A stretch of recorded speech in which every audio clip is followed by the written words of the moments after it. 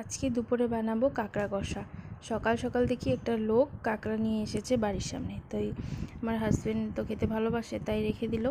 তার সাথে সামান্য আলু ভেজে নিলাম, আর এখানে কড়াইতে সামান্য তেলের মধ্যে দিয়ে দিলাম পেঁয়াজ বাটা, একদম অল্প অল্প মশলা, সব মশলাই দেবো কিন্তু অল্প অল্প, বেশি দিলে ভালো লাগে না।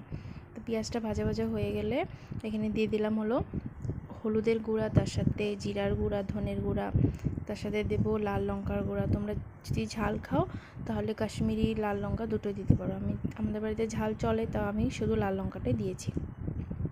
তো মশলাটাকে ভালো মতন কষানো হয়ে গেলে এখন এখানে দিয়ে দেবো আলু ভেজে রেখেছিলাম ওইটা, আর কাঁকড়াটা কিন্তু আমি ভাজিনি, কাঁকড়াটা কাঁচাই দিব। ভালো মতন পরিষ্কার করে ধুয়ে দিয়েছে আমার শাশুড়ি মা। আমি তো কাঁকড়া বাছতে জানি না, তো উনি আমাকে ভালো মতন ধুয়ে পরিষ্কার করে দিয়েছে। কাঁকড়াটা দেখো ভালো মতন একদম ভাজা ভাজা শুকনো হয়ে গেছে। এখন আমি এটাতে দিয়ে দেবো জল।